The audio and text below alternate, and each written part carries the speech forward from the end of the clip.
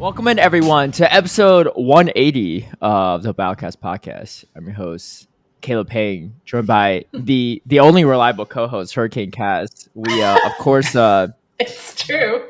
PB Steve, aka also known as Josh these days, or apparently all his life he's been lying to us, cannot make it, and then Twastell cannot make it as well. So, but we have someone that replaces both of them more than enough. We have our very prestigious special guest that we teased last episode. We have MartoGalde joining us. How are you doing today, Marto? Let's go. Hey, what's up? I gotta apologize to our audience that we unfortunately were not the first podcast to snag up MartoGalde after his incredible LAIC performance.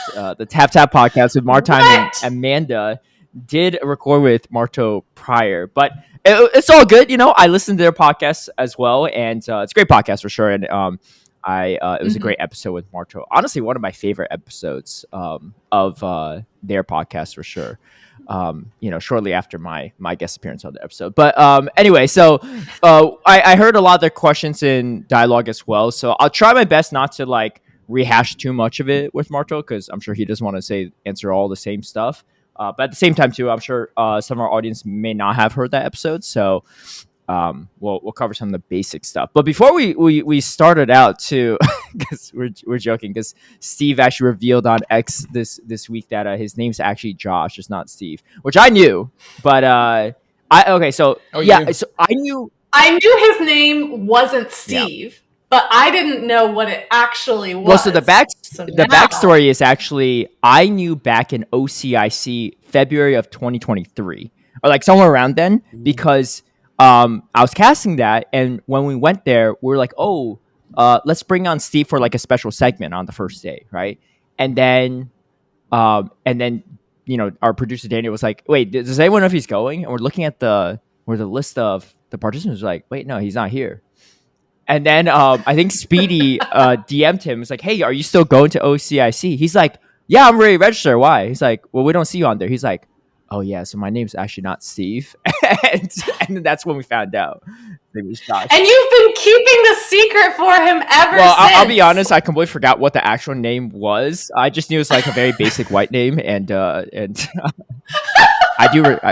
did well there, right? But...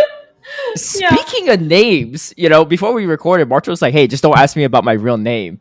And I was like, I didn't even think about that. But, I was like, I thought your name was just Marto in general. And then, but then we've been fooled by too many people, right? We got Steve, we got Homesize Henry's not Henry. Don't know anyone's name. Yeah. We don't know. I don't know who anyone is. Only me and King are the honest ones here, right? Because King V is actually his full name. It's actually... Well, and Kevin Solidaris, right? But that's what they think. That's what they think. No. But I literally just Googled you 2 seconds ago, Marto, before we recorded. And his name's not Marto. That's also fake. Is it? It's Liquipedia.net. It's pretty that's my real name, Liquipedia. See, that's where the trick is his first name is Galde, his last name is Marto. Well, no, because if you listen to Tap Tap podcast, it all makes sense now, because they were telling some inside jokes about stuff, and it's anyway, I'll let people Google if they want to. You can figure it out. But I was his initials are M and G apparently, so pretty close. Anyway, so welcome onto the podcast. We're going to just ask about your journey and a bunch of other things. We'll also ask you who you think the current top best 5 players are in the world, and very curious to hear. Can I name myself 5 times? I mean, if you want to. I was gonna say you could include yourself, but 5 times. Wow, that's some. Yeah, I think you're almost at 5 tournament wins too, so I think that's appropriate. Mm-hmm. But I had 3. No, I had 3 top 8s. 3 top 8s. Well, yeah, but you have 3 tournament wins in general. Yeah. In a row? No, not in a row, just in general, right? You've won 3, Oh, yeah. I mean, that's not easy. I haven't won a single one, right? So, I guess. Yeah, I had a 2-year hiatus. Yeah. Or however it's called. We'll talk about that. But yeah, I'm really curious too. Were you you kind of strike me as someone that was a Pokemon fan growing up? Is that correct? Did you play any the other games for Pokemon Go? How did that go? Yeah, my first game was Pokemon Fire Red.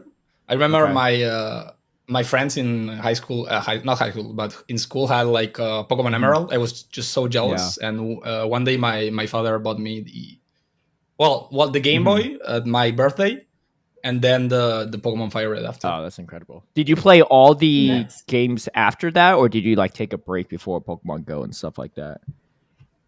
No, I played until Platinum, I think, because I had Black as well, but I don't think I played it at the time. But yeah, I stopped there and I came back at was it Arceus? And then Scarlet. Gotcha. And then I guess Pokemon Go wasn't right. Yeah. It's not part of the main series. You're forgiven for including that. Platinum is a good one to stop on though, because that's like my all-time favorite Pokemon game. Me too. Wait, was Platinum in the same? No. So there was Diamond and Pearl that came out first. Oh, it's like the third one of the. And then it's like the third one in the series that kind of combines those two. Like it has kind of the same story, but then adds some stuff at the end. And the story is incredible in that game, I will say. For those of you that have not played it at home, it's amazing. I'm super old too, so I never even got there. But you are not. He literally said his first game was Fire Red. My first game was Red, like the original Red.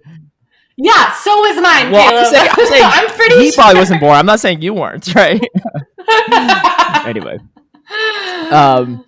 So, and then you got into Pokemon Go, of course. Pretty much, was it on launch, essentially, or?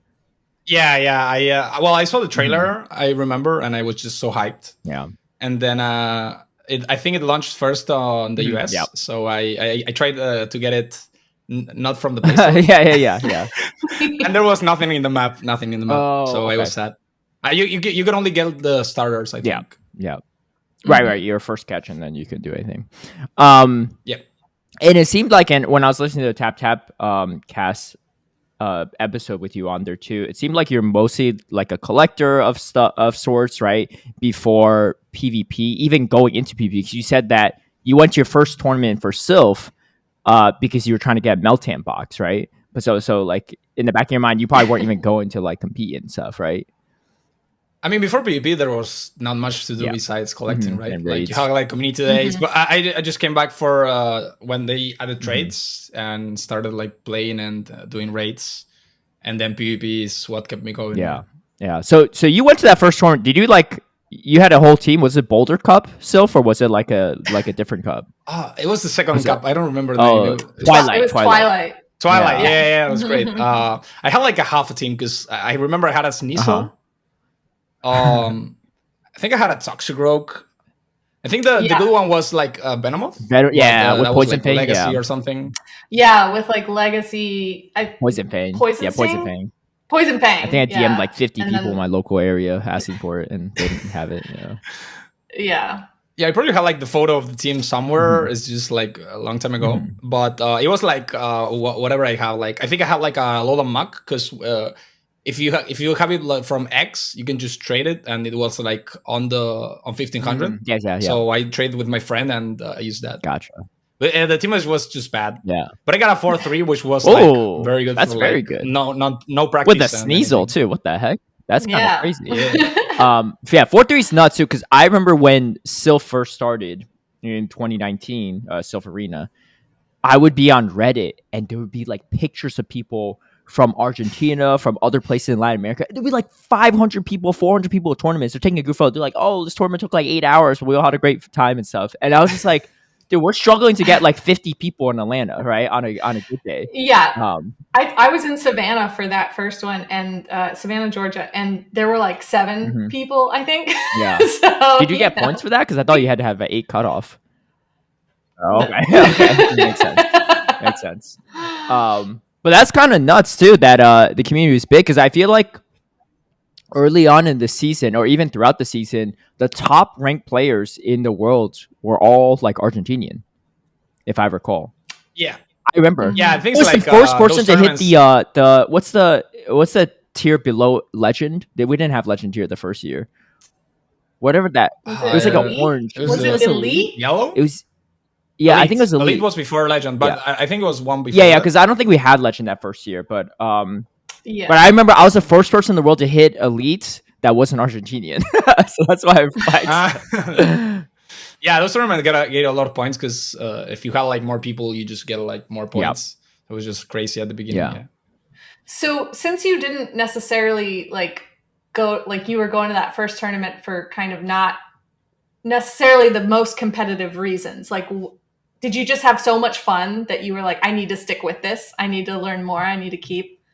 Yeah. When I finished the battles, I was like shaking and I had like the adrenaline. I was just so happy that I said like now I have to win. Like I'm a very competitive person, so I just want to win.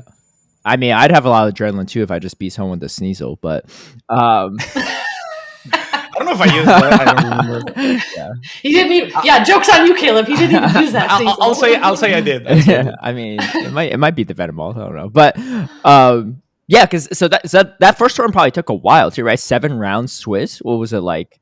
I mean, I'm surprised you didn't like drop out at any point too, because it was like your first tournament. No. To be honest, I don't remember that much about the battles and the tournament in itself. I don't think I even recorded. Yeah. We just had like a fun time, and it was like 30-40 minutes from home, so I went with my friends and we were going back as well. Gotcha. So we just had like a lot of fun. That's awesome. What was it like in your second tournament, that third month of Sylph? Did you just go hard into it, or like yeah I got way into it. I think I was watching Psionic at the time, Psionic videos, and in that cup I lost first round, which was a bit sad, but then I just win all the rest. So I got like a 6-1 for my second big tournament. That's huge. And sadly, because of butch holes, I was out of the top 3. And the top 3 had like trophies. Yeah. So I was just very sad. The best thing you can get was the trophy, so I just wanted the trophy. That's so funny because I'm addicted to trophies. Change. I feel like when I talk to you at Worlds, you're like, man, the one thing I want at Worlds is a trophy, man. Yeah. Addicted to trophies. Yeah. 5 years later. So how long was it before you won your first Sylph tournament? Was it regional? It was the regional. That was the tournament that got me on the map. Yeah, I swept it 8-0. Yeah, that's how I heard about you. Because there was a stream, right? There was a stream, and it was Zionic, King, and Trainer Tips casting it. And I remember like the first big pop off moment they had was when a Gallade shielded a acid spray bait from a Quagsire. And then I think they landed like an earthquake afterward to beat, like the Quagsire beat the Gallade, right? Which is kind of they were just like popping off too. But just unbelievable in today's day and age. Hey man, it's sad that bother is I cannot be obtained. I think. Oh really? You can't? It's nowhere. Yeah. It's not even on like. Yeah, I remember I asked for it and they never got it. I could never get it. That's so tragic too. Dude, I mean, I watched back some of my old gameplay and like I was doing the stupidest things. Yeah, it was so bad. It was so bad. You know, I'm like acting like I'm a hot shot, even though like I'm facing some guy with a Lugia and they're using an Ivysaur throwing Power Whip at me. I'm like, yeah, I'm killing it here. But, I mean, at the time it was like in the standard, it was good. Yeah, the early PP days are really exciting because like no one really knew how to play and like no one knew what was good. Like, I mean, I still have a lot of Pokemon in my box that like I built, and they're terrible stats. Yeah. You know, because we couldn't really keep track of the stats as well. Then they didn't have like the chart or anything, and they have like move sets. Like I double moved them, but they're terrible. Like, and I'm like, no, I keep you forever, you trash baby. Yeah, exactly. Yeah, I use them for lucky trades now. Like the other day, I traded my Marshtomp from 2018. Oh, no, you can't do that. I save them for sentimental reasons, especially if it won me a tournament. It was so bad. Yeah. It was. I used it for it was a non-ranked tournament. It was like open Great League, but that's fair. That's fair. I don't think Marto's a sentimental type. I traded him one of my Pikachu Libres and he just transferred it, I think. No, I think I have it. Well, yeah, because I guilted you to it. You're like, oh, you're going to transfer it? Like, I'm going to save it. No, I save like the things that are very valuable, like that make me remember of some moment. Yeah, which I don't want to lose. That's fair. I mean, I haven't won any official tournaments, so I don't have as much to hold on to. So that's what I have. No, not necessarily a tournament. Just like a random moment, for example. Yeah. Gotcha. Oh, I definitely have tags and stuff for that as well. But yeah, I mean, going back to that regional too, I remember I was watching it too. I don't remember if I watched the whole thing or not because obviously it was like a couple hours long.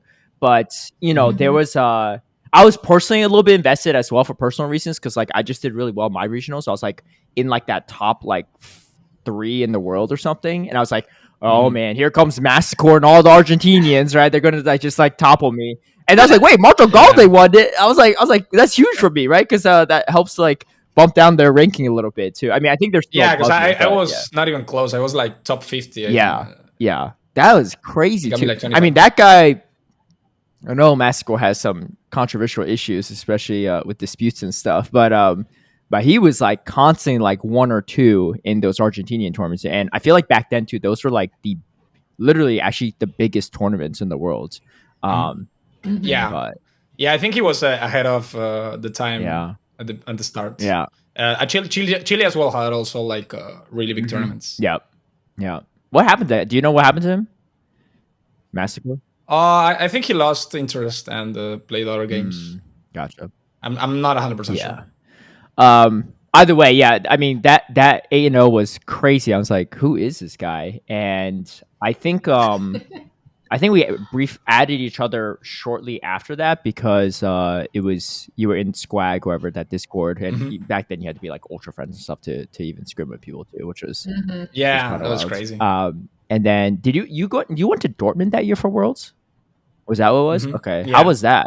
Yeah, I did like a 2-for-1, right? The Go Fest and the what was it called? Like it's not it was like Worlds. So for context, the first year itself there were 3 Worlds, right? It wasn't like just one World Championship. There was one in Chicago during Chicago Go Fest, one in Dortmund, Germany for their Go Fest, and they hosted a third in somewhere in Latin. I think it was Santiago, Chile. I think. Because they're just the Latin community is just so big there.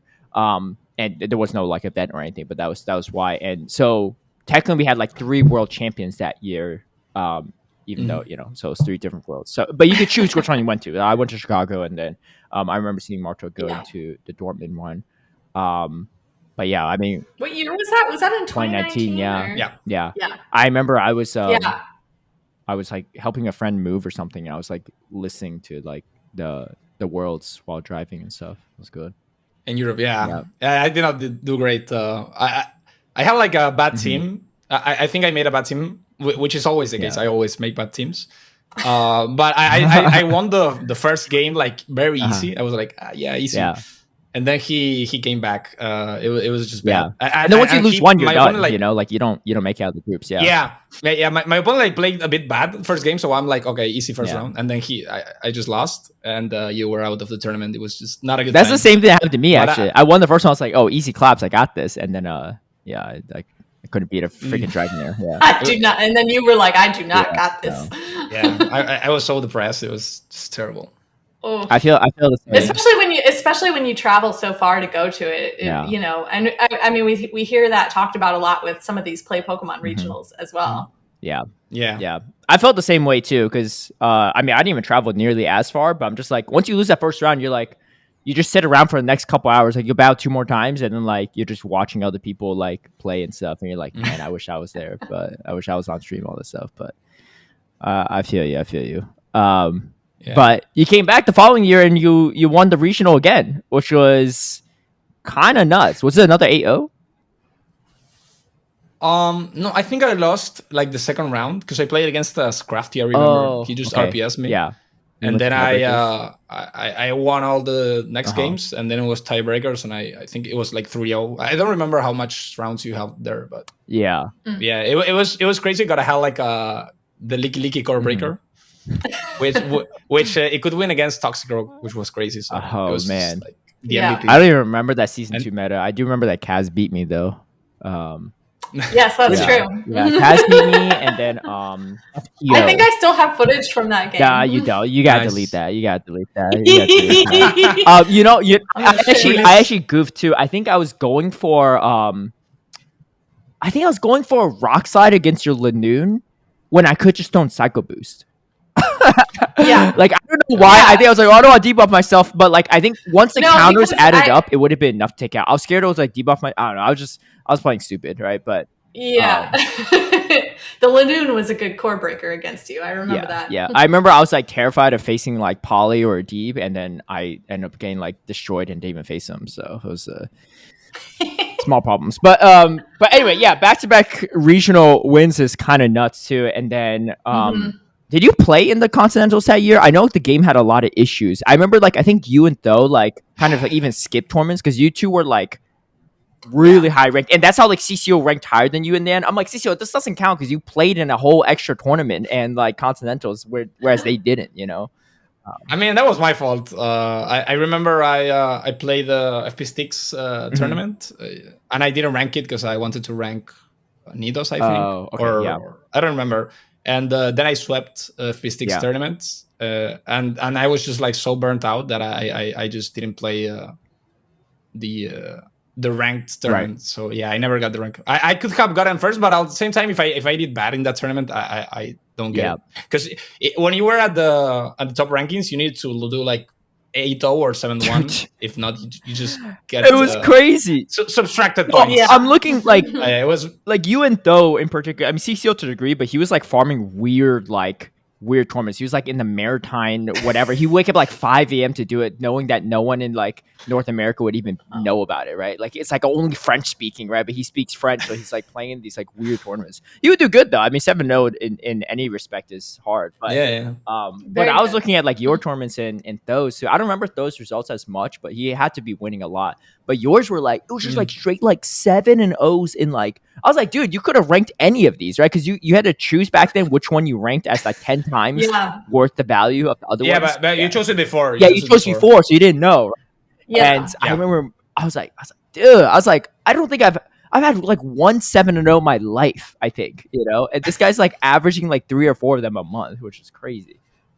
Yeah, I had like I think it's when you're at the moment that everything works out and you just keep snowballing, which was great. But then Continentals that year was not a good experience. I remember there was I don't know if you guys remember the bug that slowed down your fast move. So like so randomly. So I had like a drift limb against Skarmory, and I wanted to CMP. I get to the charge move before one turn before, one fast move before, but I wanted to CMP because I know I win CMP. And then the game just slowed my fast move, and they didn't give me a rematch. That affected the whole game, and I think I was what's the word? Affected Tilted? By the ruling. Oh, okay. So I was just like, nah, I'm probably not playing Sylph again. I was just very mad. But that was the way I went to the losers bracket, I think, and then Metuski just destroyed me with Jirachi. It was a bit RPS as well. And then I was out. Yeah, that's wild. Yeah, I got like top 5, I guess. Okay. I think you still did pretty well too. You just didn't win it, right? But the thing is like I have the bad memory of just getting affected. Yeah, that's all good. Yeah, sometimes it's hard to get over that, even if like your overall scorecard looks okay. You're like, no, but you don't understand. Oh, I still don't get. I still remember all my losses in Sylph. It's especially the big ones. Really? Well, not every loss, but most of them. Yeah, that's why I remember the Kaz one very vividly. I remember literally the last match was the DI Spencer with Lanoon. Like that's crazy. This was 2020 when it happened. Yeah, it was 4 years ago, more than 4 years ago. Crazy. No, I played so many tournaments back then that I just cannot remember that much. That's fine too. I think we all remember our losses more than our wins, and you definitely didn't lose as much as I did. That's very true. But you got into streaming shortly around that time too, right? Because I think you started streaming when GPO happened, and I think I only like scrim Marto before. Like we talked a little bit, but nothing crazy. I was like, dude, this guy's like. I remember when I watched his stream, I was like, well, this guy's like. Really goofy, like what the heck? Like I didn't, because I think I played you once. I went to watch your stream for the first time, and like I think I had my Altaria on your Meganium, and you just earthquaked me, and you're just like, I'm just gonna go for it, right? Because like whatever, I lost anyway. I was like, I was like, this guy's kind of a goofball. But then you kind of dove straight into streaming, ever since, I guess, right? I don't think you really took much of a break. But that was pretty much your main focus, right? Because you didn't do Sylph. Outside of factions after that second season, right? You like actually stuck to the I'm not doing Sylph again kind of thing, right? Yeah. So the pandemic started and everyone people started streaming, and Kiang just wanted to get more streamers into Pokemon Go. and I thought it was a good time to get into streaming because I didn't want to start from zero. So he rated me, and yeah, I was known for Sylph, so that helped me out a bit. And yeah, that season, as I said, I was so burnt out. It was just like every single month I was playing like 5 tournaments, or like every single weekend. It was just like way too much.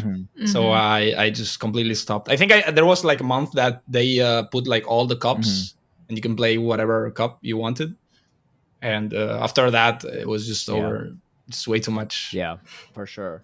I mean, and then sometime after that too, you briefly joined Mazer as well, which I thought. I mean, you know, not going as hot right now for Mazer, but back then though, it was like the Avengers. They had like everyone. They had I think Panic was like a captain, but they had Speedy as Chief, right, who was like just off being a world champ. They had Marto.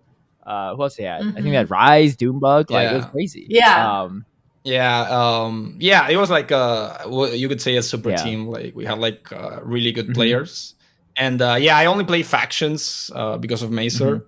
And I remember I also kind of stopped wanting to play because when I played in the North American cycle, and there was that time that you could just deny the fast the NA advantage.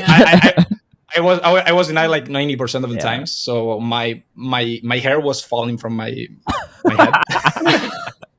Playing those battles, I was just so mad. I'm like, I'm not playing anymore. Like I'm at disadvantage, like very big. So it's like no. And I stopped playing. I was like, just sub me off. I'll just play whenever you really need me to play. That's fair. Yeah, the game issues were definitely pretty strong back then too. I mean, it worked out for me because I didn't know how to optimize, so I kept denying people, and they're like, "Why are you doing this?" I was like, "Dude, I don't know what I'm doing. I'm just throwing on like I'm like visually throwing it, right? Like I threw on linemans constantly, but I thought that I wasn't, right? Because I was too lazy to figure out the math. But I'm still too lazy to figure out the math. we need to fix that before Atlanta Regional, but. Yeah, I mean, I feel like after that too, there wasn't really anything super competitive, right? Outside of you know, factions, and obviously solo stuff was still competitive to a degree. But like you said, like you know, I think Tho took a break, like CCO, like a lot of people that were like really high ranked, like just kind of quit the game, right, or quit the competitive aspect and just kind of the Sylph was season 3, I think. Like all the top competitors just stopped. It was just like way too much. Who won? Oh, Doombug won that 3rd season. I mean, Doombug's run was pretty crazy, though. He was like, but I think it was Doombug and Banny that were at the top, if I remember correctly. I'm not sure. Yeah, I think Rise was around there, too, because I think that's when Rise started, like, being, like, really good at the game, right? Because this guy came out, like, nowhere, kind of. I do remember Vani being at the top as well. Yeah, for sure. But then it was just, like, only factions, I think. And then Sylph died, and then... It was sad, and then I think play Pokemon after. Right? Yeah, in 2022. But I mean, I honestly, like hearing your side of things too. I'm actually surprised you didn't just like take a break or quit it, right? Because you know GBL's GBL, right? Which is like why I think you like meme a lot on stream and just do whatever for fun because you got to make it fun sometimes. But like especially you know as someone that was as competitive as you are, you know, like I was surprised. I mean, I guess like I kind of saw you and CCO in a similar light in the sense that you both like were hyper competitive and then just like got burnt out, needed a break. But that's why I was actually pretty surprised that when Play Pokemon came, you like dove straight into it, right? Because I wasn't sure if like the first like the tournaments you played, I was like, is he going to bring just like a really random team, like a giraffe rig or something, right? Like I didn't know what you were going to do, right? But then you won that Mexico special event qualifier, which was kind of crazy because there weren't even a lot of tournaments that first year. It was like a half year, right? Okay, before that I played a Chile tournament. That was the first one. Okay, and I went 0-2. Okay, that's my only 0-2 tournament. But it was not a good time. I remember my first round. My team was bad as always. And my first round, I saw Ninetales, and I thought, okay, it's a little Ninetales. And then it pops, and it's just Kanto Ninetales, a big clown. So I had Araquanid and against the Ninetales, and it was just not good matchup. So I just got destroyed. And then I I also had like a very tough matchup the next round. I remember I did like the craziest play of my life at the time, which was the one that Inadequans made, like catch and CMP tie. So I was with Registeel. I just against the Mandibus, and I swapped and CMP tie with my Swampert. So he took out my Swampert, but I got a shield, and then I won. That was like the craziest game until then. And then I lost that round as well. It was but I really wanted to get that recording because that was like very hype, and the guys were like, wait, it wasn't on your own phone? Because I know sometimes they make you play on your own phone. No. At the beginning, it was the phones they put, and they were very strict. I remember this like, no, don't go in this square and back off. It was just very strict at the beginning. Then I took a gamble at Mexico, and it turned out well. Yeah, no, for sure. I was trying to pull up your data from Dracoviz, but I don't think they have anything. Unfortunately, from those. I don't think they have those early. I know. No, yeah, I think they do. I think they do the Chile one and the Mexico one. It's just not loading for me, but I don't know. It's the second page, or I see the results. I just don't see the team, and I don't see anything else past them. Oh yeah. I don't think they have the teams. Yeah. I was just curious who you even faced, but.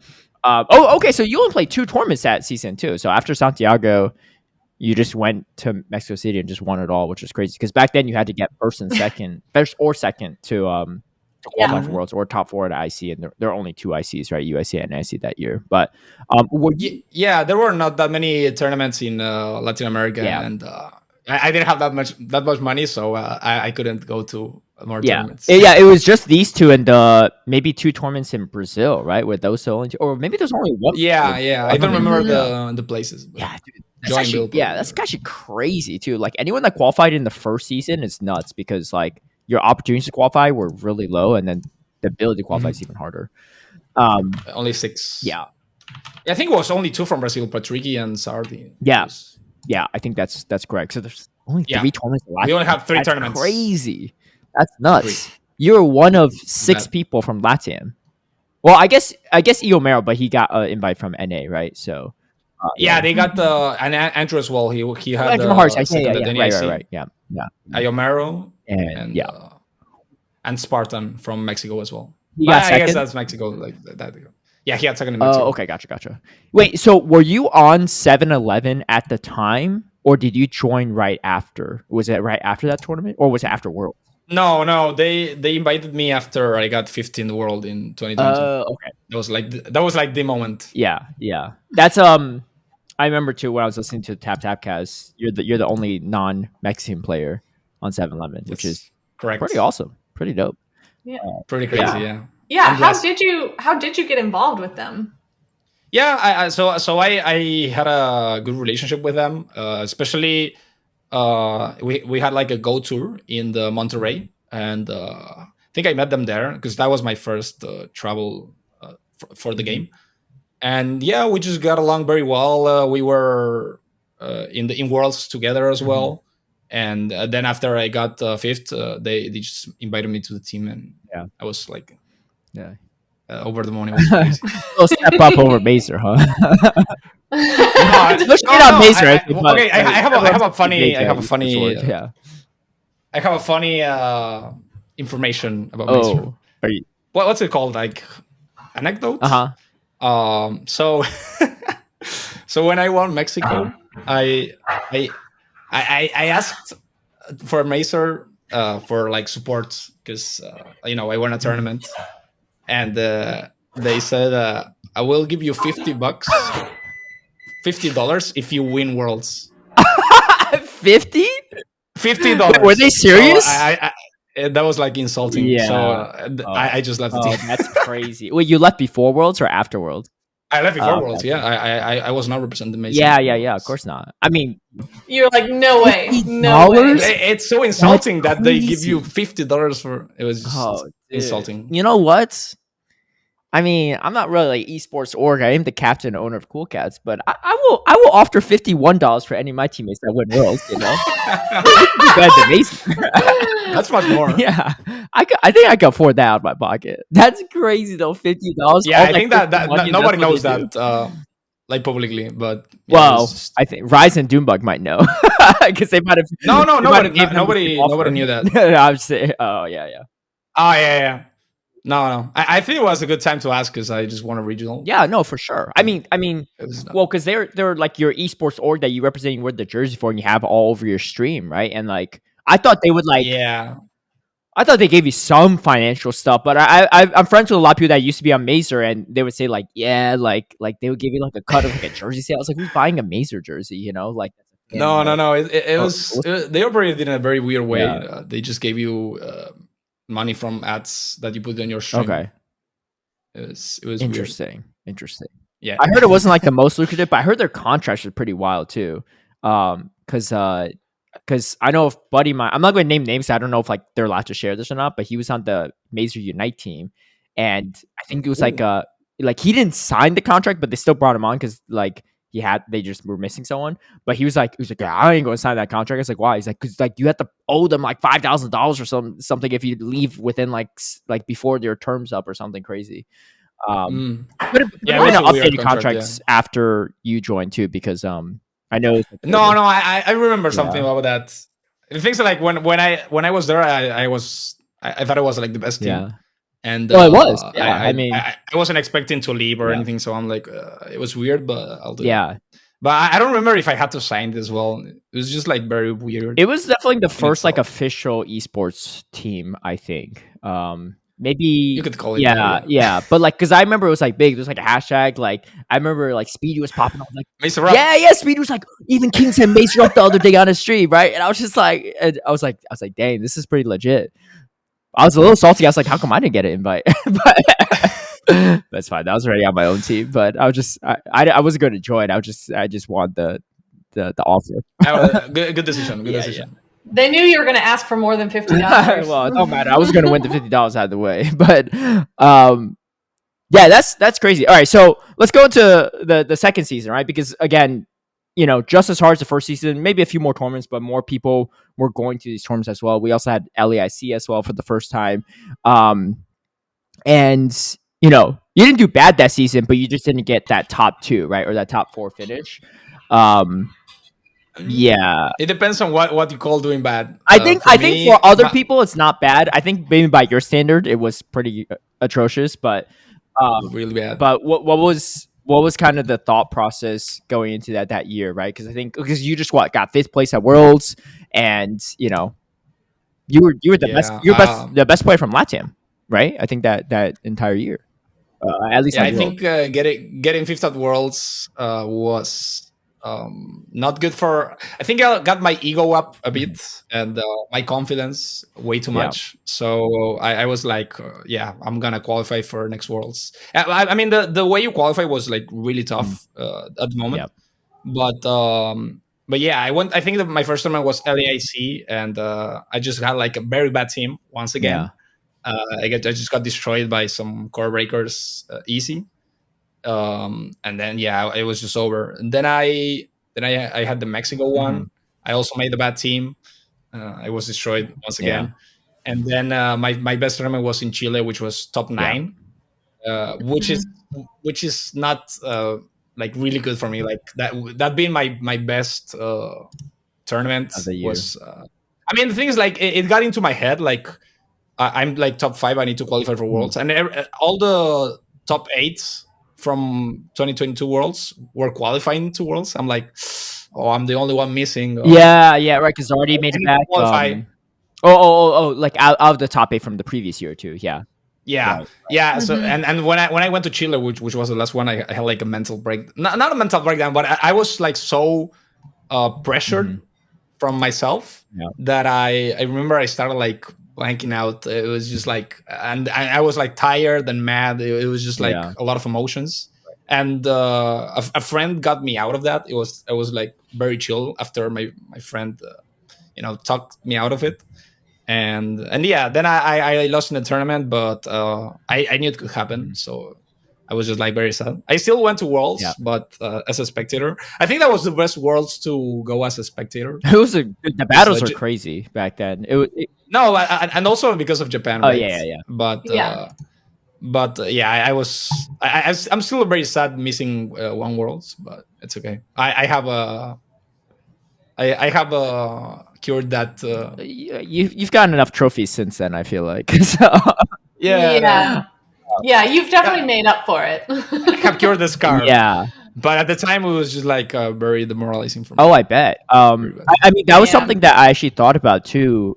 Even back in Yokohama when I saw you, because I was just thinking like, man, Marto missed out on this, right? And you know, like ninth place is not bad, but like people don't understand if they started playing after season 2 of the championship series, but it don't matter if you got ninth or third, right? You didn't get an invite. Exactly. You need to get top 2. Exactly. You know? So like, Yeah. If I get third, Yeah. I was also you literally sad. don't Like get I anything. didn't really care if I got Honestly, if I got third, I would probably be even more upset, right? Because you're literally Mhm. one match away, right, from or you're one series Mhm. away from making Worlds, right? I remember like the break heart from all the players like that were top 3 and were like I didn't make it. It was just like so bad. Like it was broke your heart. Definitely.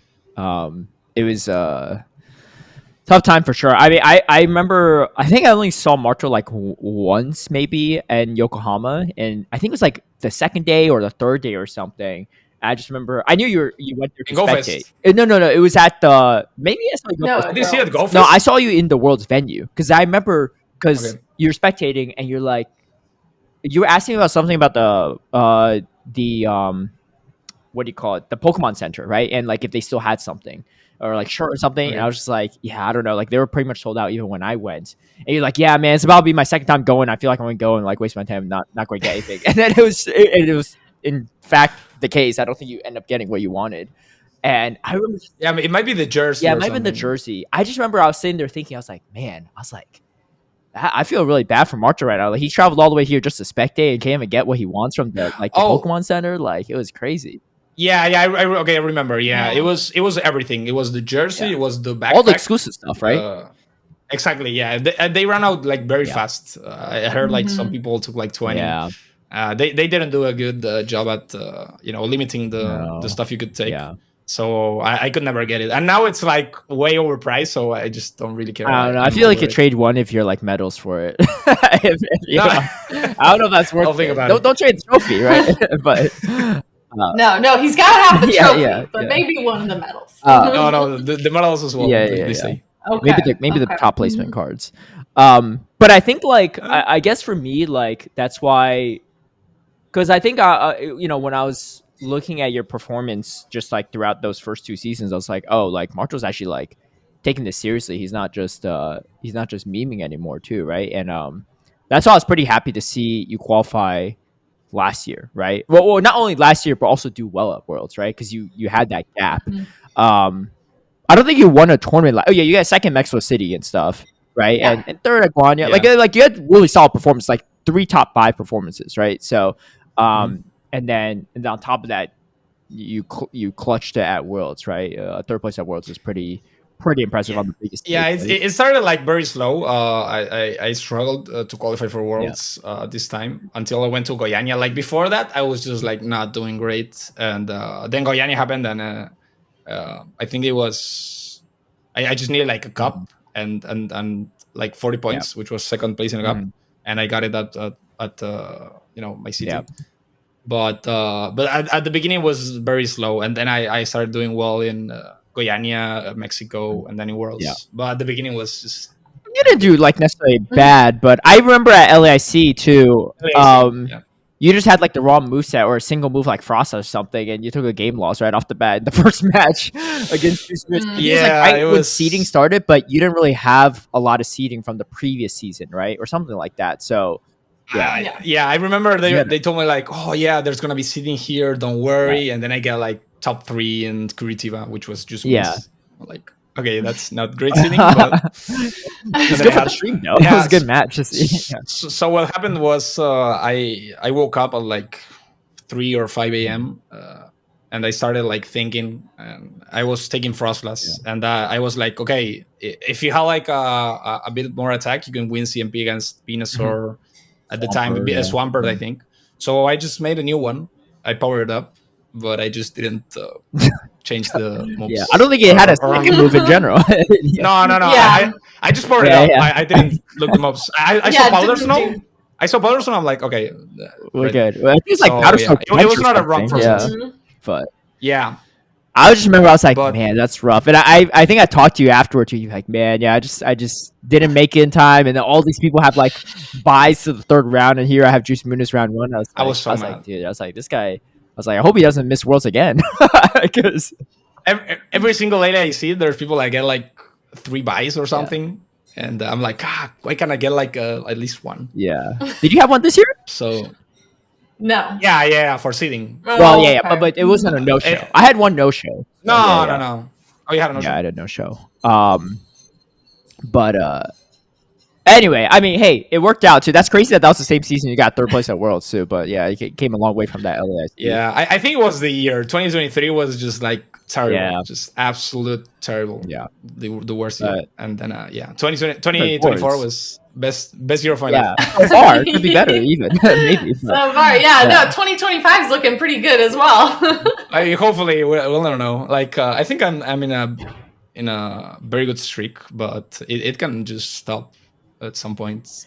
Yeah, It's like, I mean, I am curious too, right? Because I'm sure a lot of people also at home are wondering too, like how do you perform so consistently? I guess maybe by your opinion, maybe not consistent, but like you've always been like, outside of that maybe first tournament or something, but ever since that first regional in Argentina 5 years ago, right?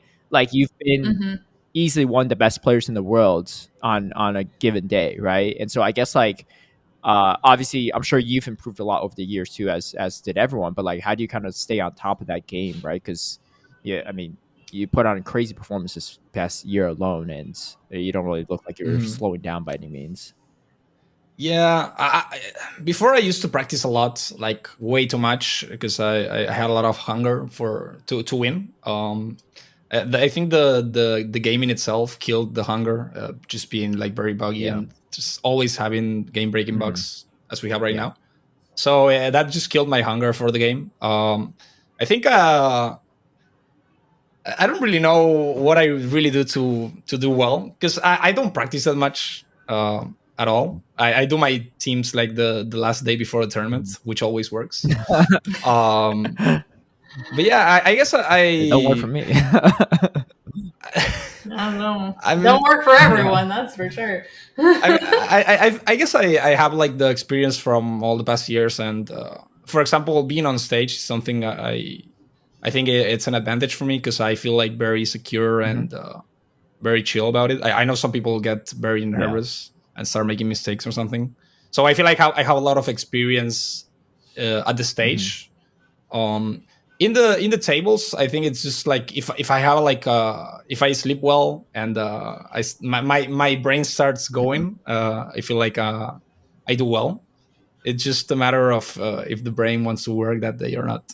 But the team also has to be like very good, because when I just do like bad teams, I do bad because it's like there's nothing you can do. And I think the last teams I have used were like really good, especially in that meta. For example, in LAC, I had like a jump love, sand slash. There were like very good core breakers. So I think it's like a whole package. Dude, I don't even get that too, because like jump bluff seems so hard to use in this meta, but maybe you have to pair with the little, because I'm looking at it, like, I mean, you lose like Cloud Sire, like even the Zumo's uncomfortable, and then you got like Mana Buzz and stuff. I guess Mana Buzz without Air Slash is not too bad, but yeah, Dunce Bars, right? But even then you have all the waters. Weird, yeah, like all the waters have play into it. I was like, do you just bring this for Superior and the random like monkey once in a while? But it was Superior, fighters, and mud slappers. I hate mud slappers. I don't have a Marowak. Yeah. So you don't have. So you got to be vindictive about it. Yeah. Actually, when I made the team, I think the jump bluff was at the beginning. Yeah. I mean, it's probably solid in Moltres too if they don't land the Brave Bird, but things like Brave Bird does way too much damage. Like I got surprised that it does like 85%. Which to jump off it's like a very tank Pokemon, but it just destroys you. Stab. But you still lose to Moltres. Maybe in the 2 shield, but I'm not sure. So how do you do the bulk of your team building? Like, is it just like using Sims on PvPoke? Is it, talking with team members, or how do you go about actually formulating your team, good or bad? Okay, so I make bad teams always. There's never not the case. But then I talked to my teammate Ayomero, which is really underrated player. Oh yeah, sure. He played and team too. Yeah. Team building wise, he's just insane, and he always corrects my bad teams. I also speak to SS Thorn a lot, which I find one of the best players in the world. Really? The bad thing is the bad thing is he doesn't play. He hasn't played tournaments. Did you know him that prior much? to Toronto last year? Because I know that was like his breakout performance. Yeah, he was a viewer of mine. Oh, okay. He had a different name. He did. Yes, I remember because I looked it up because I was like, Yeah. oh, this guy's like, I was like, he's never even made leaderboards in GBL, and he's like, no, I have. I was like, huh? Well, I forgot what was his name. It was like something kind of offensive or weird, right?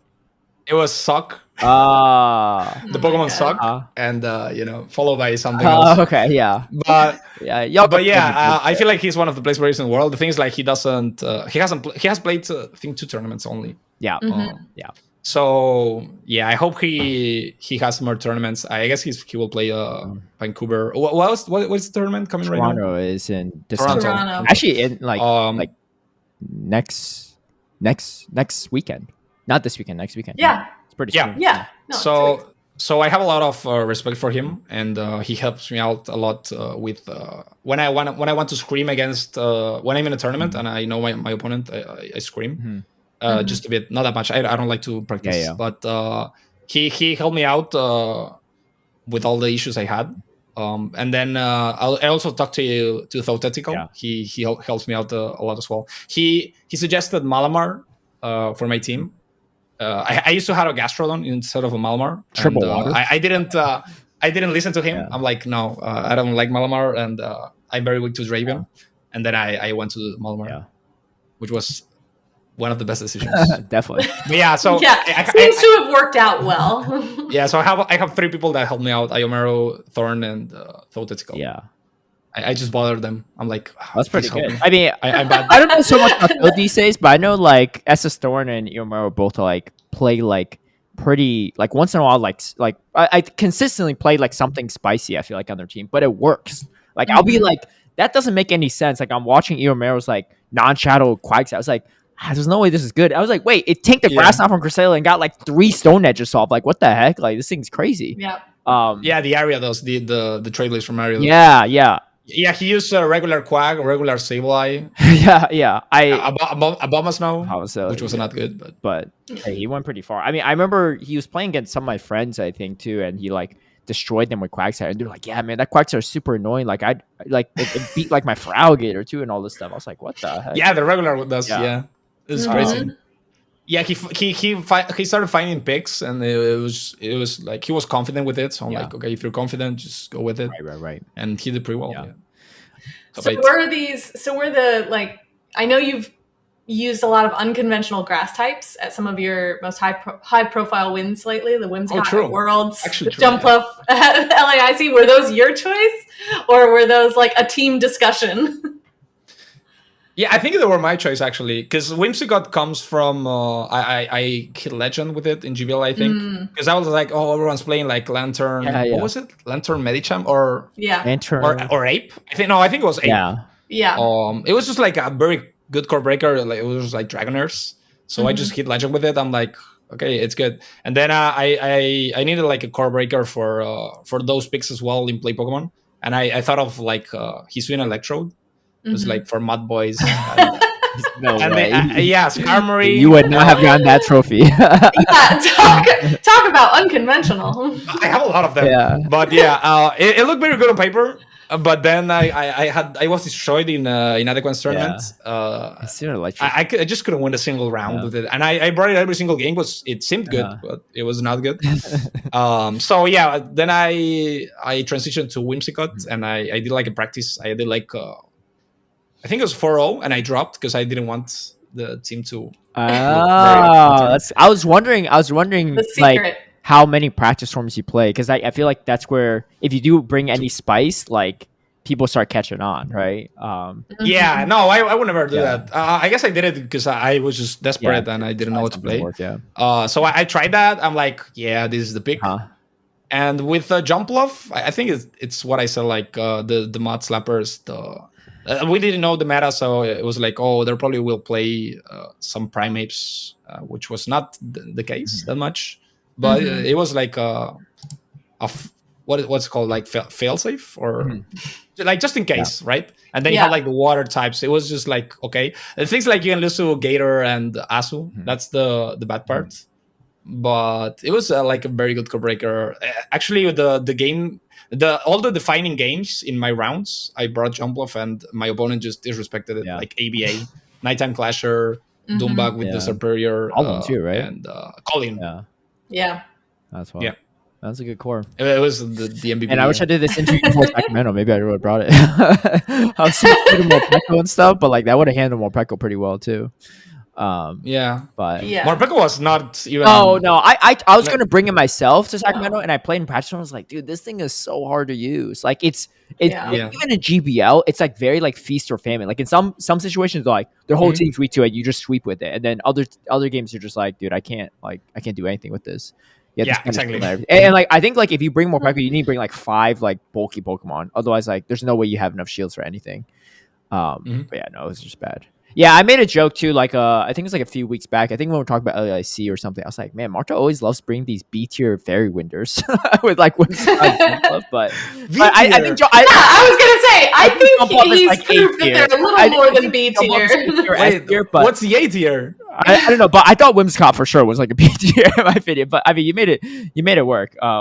Especially against Massey in that game. That was it core break his team a lot, and Ice Gears as well. It was just like very good core breaker. It was kind of nuts. Because I think Marto's team or Martine's team was pretty weird, but Yukai's team was pretty meta, right? And so I think like the fact that we saw like a Whimsicott even making top 3 was kind of crazy to me. But and you played it, you didn't just like leave on the bench. But of course, it was good. Yeah, I think against Pocket as well.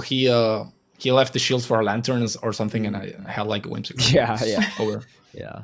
Pretty nuts. Good times. Yeah, good times. But I mean, the good times kept going after Worlds too, which was and you went to Game 5 against both the first and second place finishers too, right? So, heartbreaking for sure. But those are still incredible performance too. That the other 200 plus players were just watching from the stands, wish they could be there. But and then afterward you got your guaranteed invite, and then you got another guaranteed invite in Lima and as well as LAIC. I don't even know what. So how many is that now? 3 guaranteed invites? So far, right? 3 for now. Yeah. I honestly, I'd willing to bet $50 that he'll win at least like one more tournament this year. But hey, hopefully. Yeah. I'll be glad. If not, I potentially could pay Marto more than Mazer ever has. More than Mazer. I don't even know what you brought to Lima, but you won that one too, which was kind of wild. Actually, the story for that is crazy. I just I went with Andrew, my teammate, and he had like a very solid team. I was like, nothing core breaks this team. This team is just like insane.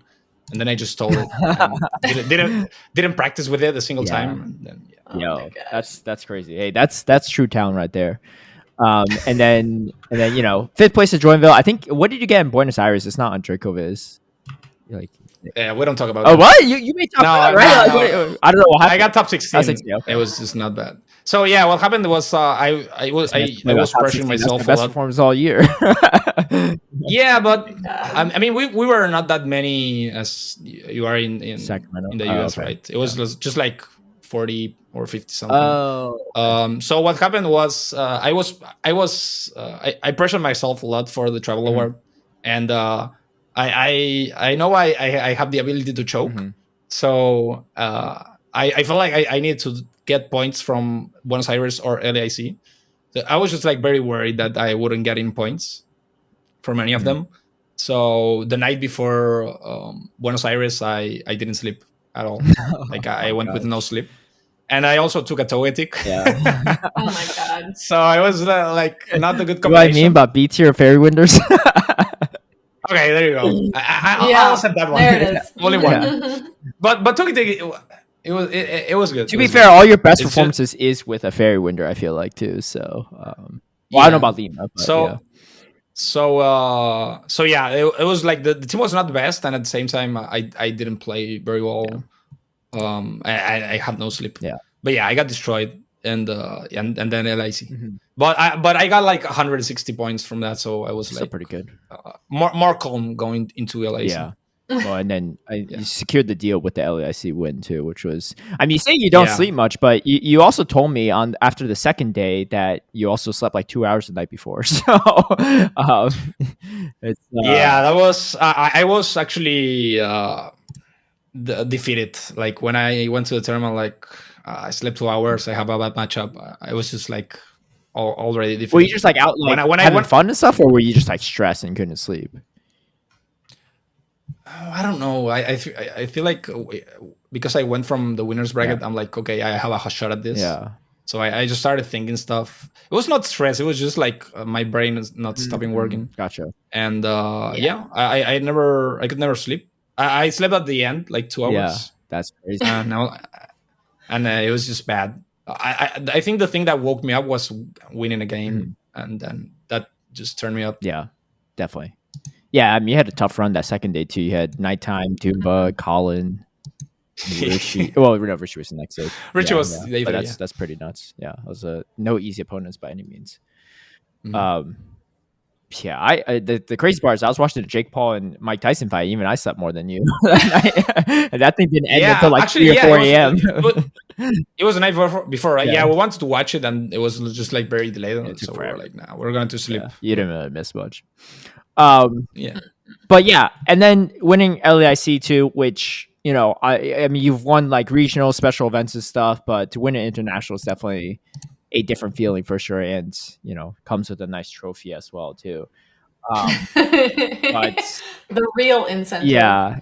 I know. Well, you'll definitely be going to EYC, right, with the travel award, and I mean, if you keep it up too, I assume you'll have a travel award for NAIC too. So that's the objective right now. Yeah. Which the pressure starts again. Hopefully, I will sleep. Knowing you probably won't, but you'll probably do okay either way. Hopefully. I just look forward to seeing which unconventional Fairy Winder you will bring this time. I don't even know what else learns it at this point. That's not good. I mean, I'm playing Bogota in like 4 days, so I don't even know what I'm gonna play. Yeah. Right now. Well, we'll come back and ask you in 2 days. Yeah. Yes, sure. Surely I will have a team. Surely. But yeah, I mean, what's obviously like winning worlds would be a big milestone, or winning another international too. But like, what do you? Just be honest with us, right? What are you trying to achieve, right? I know, like, to say that you think you could win worlds is very different than saying you're trying to win worlds, right? But like, I guess for you, like, what would make you happy, right? Having hit so many like milestones already and achievements in your career too, right? Like, would you feel happy if you won like Bogota, or would you be like, it's like nice for the next travel award, right? Yeah. So for Bogota, I just want I would just like to get top 8 for the travel award. If I win it, it would be crazy because people probably would go crazy for it. That would be the craziest like stretch. I don't know if I would mind that much. I guess winning 2 ICs in a row would be like insane, which is something that hasn't been done. Yeah. That would make me happy, but I'm so happy right now. Like, I cannot believe this year. Has anyone even won 2 ICs in general? I guess in Masters, right? Because I know Wadaj won in seniors, but there's like 5 people at that one. Yeah. There was no repeats in any single region. Yeah. So yeah, I guess that's the next objective, you could say. Worlds would be like the end of it. Like, I will probably retire. Will you really? I really love to. Yeah. I'm just very tired of the game bugs. But yeah, I guess those 2 are like the next big thing. Yeah, that'd be nuts. Or maybe a regional win, because all my wins are special events. Oh yeah. Okay. Maybe a regional win. Yeah. Come down to NA sometime. I was looking forward to it too, because we're in the same bracket at LAIC. I was like, if I do well enough, I might be able to face Marto too. That could be fun. Yeah. it didn't go so well for me. It's true. You did tell us that you were looking forward to it, and then it didn't. Yeah. I wasn't like trying to say like I could beat him. I was just like I just want to, because I don't remember the last time I battled you in outside of GPL.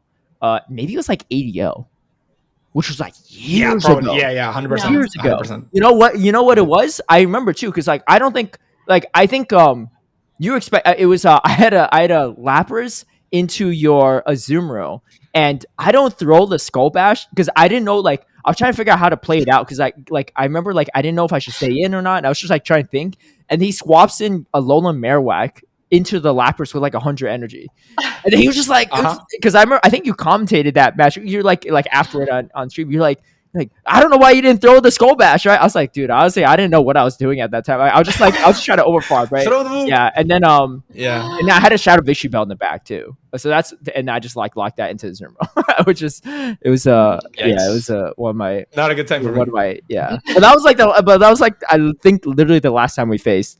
Maybe sometime after that too, but it's been a very long time for Show 6 for sure. Yeah, if you're not in the same region, it's very difficult to pair up. So, is there someone that you haven't battled yet that you would want to at a future event? Not really. I'm not the type of person that wants to battle or is afraid to battle someone. I just like I concern more about the team than the player. It's just I just look at the teams, not the players in itself. So yeah, I don't think I have someone. I just don't like to play against friends or teammates. It's just not a good time. Nobody does.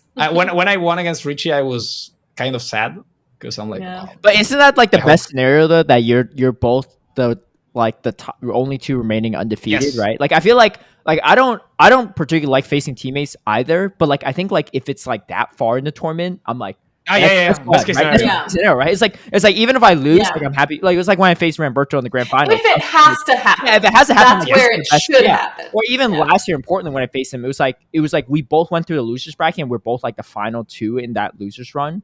And I was like, you know what? Like we went as far as we could without facing each other, so might as well end it here too, right? But yeah, for sure. But still, it's like a bittersweet. Definitely, 100% for sure. A little more sweet for you, I'm sure, because you end up winning it. But yeah. Oh yeah. Well, one player I want to face, it's another one's because I don't like the way he plays. Oh, I remember you said that actually on the TapTapCast too. I mean, it's not even just the way he plays. The teams he makes are super uncomfortable. Yeah. Well, that's That's like I think like I played against him in a practice tournament or like a caster tournament. I was just like, dude, like. This is so annoying to like. I was like, obviously he's going to protect his Giratina, but like I just like couldn't bring any of my counters to it. So I like had to play into a neutral. He just brought it every time. It was like, or I had to like try to really RPS him. Like it was like really tough. Yeah. When I saw his team and Wars, I'm like, this is the only player. I think you guys are really similar. It was in my bracket. Just like you can't anticipate like. You don't know what cores he's going to bring because you don't see it ever in a practice tournament or scrims.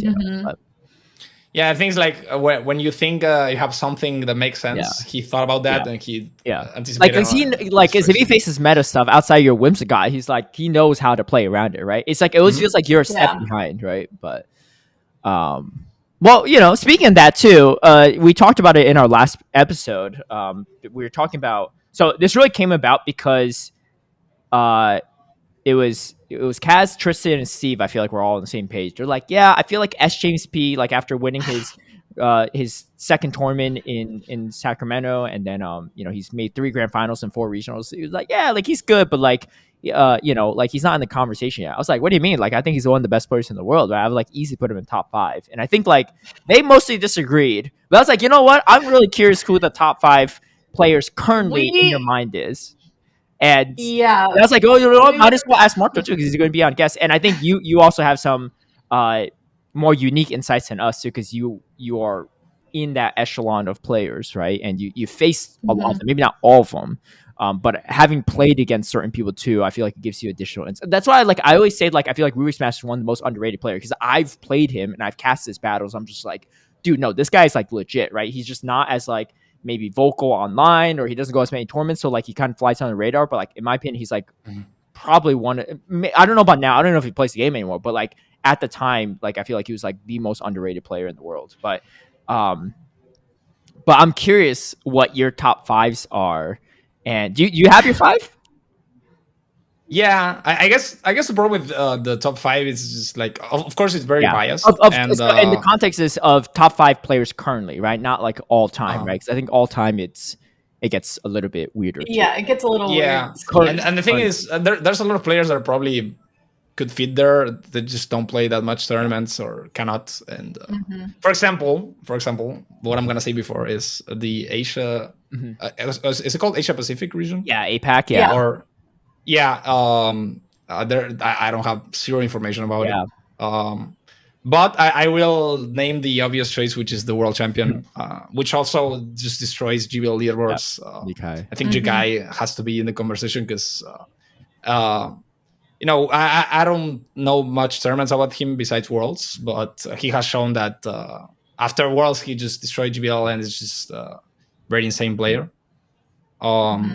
Then I have 2 from Europe. It's all of these are kind of obvious, but I'll just say them. Colin Six. He's a guy that I have learned a lot from him on how to play the game.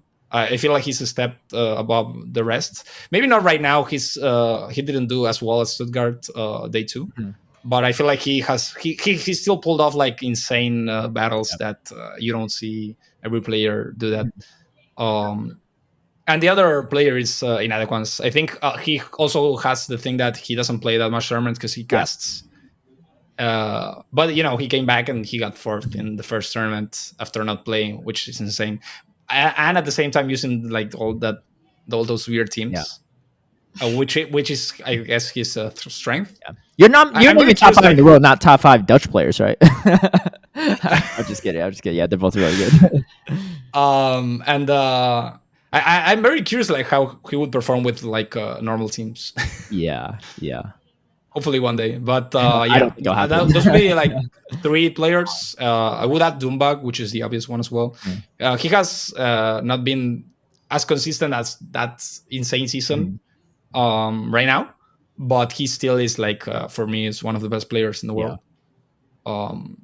I think some players you see their games and you know that they're one step ahead. Yeah.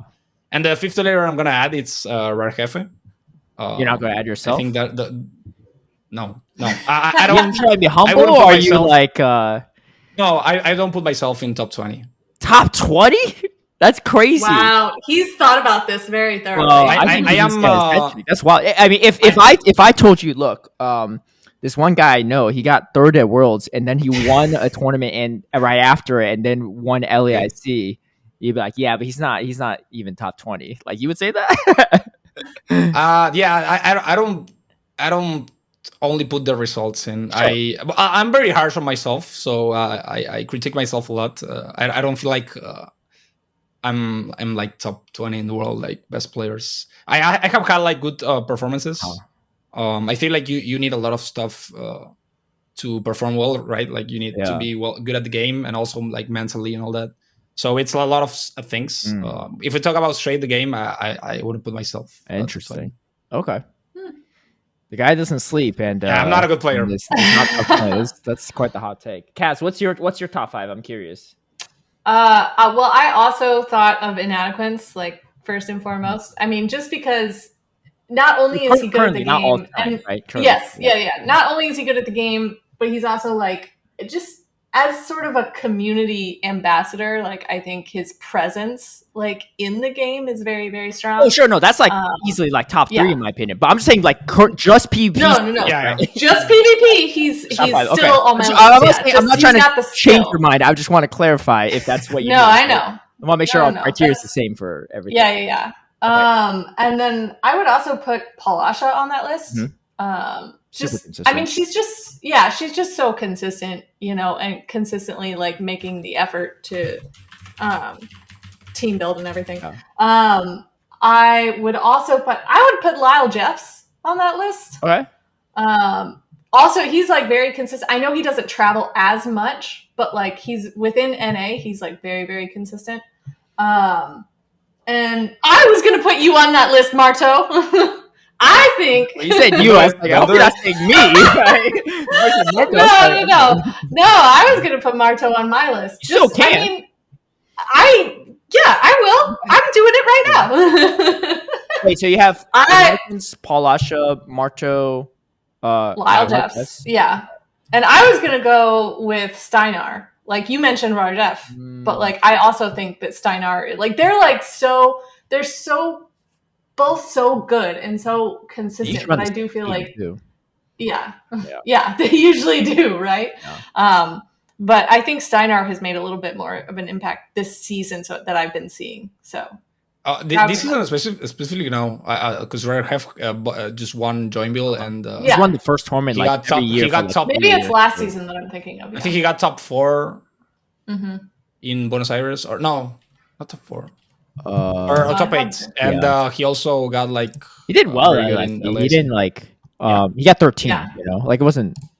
It's not like bad by any standards. He lost day 1 and then went all the way on a crazy losers run. Maybe it was last NA. It was last season because Steinar got 2 trophies at ICs, and he did beat Steinar. Actually, they always face each other, which is they always get paired up. They're always running the same team, that sort of thing. They actually ran a slightly different team, I think, this time, but actually quite different. All right, here's my top 5. I put Yukai. Again, I think the tough part with APAC players is not only do we not have a lot of footage, or they just don't have a lot of tournaments in the region. I feel like also APAC players are at a significant disadvantage because they don't play in enough tournaments, right? Like they could play online tournaments, practice tournaments, but they just don't. So they don't get as many reps as people in NA, LATAM, EU, and even Oceania. They just don't have tournaments. They just don't exist. Prep, but I feel like the way the current system is unfortunately does a huge disservice to APAC players because they just don't have the same repetition and volume, which is why I think for at least the past 2 years of Worlds, you haven't seen a lot of really strong overall performance from APAC players outside, Yukai obviously did fantastic. And actually Yokohama, there was pretty good too, right? But the top 4 were not were all not from APAC, right? And they also have less spots. There's just less of them. So it's you can do so well if there's you have a fraction of the players. But I think I still put Yukai there, right? He's just I think good players, especially when I'm casting, but even when I'm watching, good players do everything that makes sense, right? And they only have half the picture, right? So you see both sides and the stuff they're doing still makes sense, right? That's a really good player. Incredibly great players are the ones where you see both sides and they only see their side. And they're doing things that you don't even follow as a spectator or commentator. You're I don't know why they're doing it. And then they have a win con that they figured out, right? That before you did, which is crazy. I was they have half the info and they still are ahead of you, right? And everyone is spectating and commentating. I'm just I don't know where this is going. I was holy crap. He actually pulled that off, which is kind of nuts. So I would put Yukai in that top tier category for sure. I put Marto, of course, after your run. I mean, you could disagree with it and say you're 25th in the world. I don't know, crazy like that, but that's a terrible take, in my opinion. I think S. James, right? Because I talked about it, dude. He's easily in that second tier, does everything how it makes sense. Honestly, he could probably be in that. He could probably be even that high tier, but he's just not in. He's not usually put in a situation where he needs to. I feel like Colin's similar, right? They're not put in situations where they need to go crazy with it because they just play so clean that they don't need to do anything crazy to win the game. They do everything that makes sense, right? I think if you play really, really well, you don't need to go for crazy catches, right? Because you've already maximized everything else. I think peak Wadaj. I mean, Wadaj is still pretty good, but Worlds Wadaj was that, right? I'm he wasn't going for any crazy catches. I feel but everything he did made so much sense that he was just built so much of an advantage over everyone else. Yeah. Right. I'd say Tauntaun actually right now is crazy. I think he got first, second, third, and fourth so far this season, which is nuts. I think he's not good in metas that are a lot more RPS dependent, but in more neutral metas, that guy's insane, I feel and I mean, Europe has a lot of great battlers, and to get top 4 in 4 tournaments, it's crazy, and to win one too. And he also always runs something stupid weird. I look at his team, I was this doesn't make sense, right? I don't know, and he'll use it, right? He'll use random stuff. That's an even more impressive part, right? Is that he's good, but also he just brings non-meta picks. This last one's really probably weird, and I think a lot of people would disagree with me on this. I was going to put Hard Jeff on it for a second, and I think Hard Jeff could easily be in that top 5 for me. I've always said he's like one of the best players in the world. But I'm actually going to put Ashton Ash.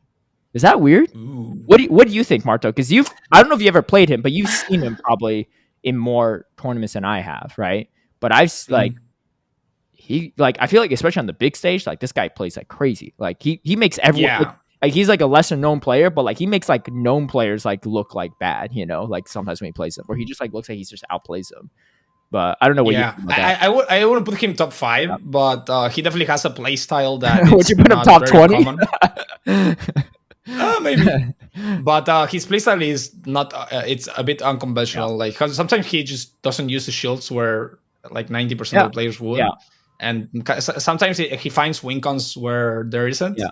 But a lot of times that also counter attacks him. Yeah. I think that's why I put him in there, because he does hit that like high tier mark for me at times where I'm just like, I don't follow what he's doing, and then he'll pull out win, right? And I think it's like so confusing that his opponents don't know what's going on either, right? Like his run at LAC was crazy. He lost to Colin, I think, on day 1, and then I don't know, or maybe he either lost him on day 1 or early day 2. Day 2 early, yeah. First match, day 2. He 2-0'd Zhao Victor, incredible player. 2-1 Hard Jeff, 2-0'd Pocket, 2-0'd CTU, 2-0'd Colin in the rematch, and he lost 1-2 to Vitorello, which obviously Vitorello is crazy too, right? Yeah, it was completely insane. That Ash and Ash run was actually insane when I was watching it. I was like, dude, this guy is like especially on the big stage, is like actually like completely like unpredictable and cracked.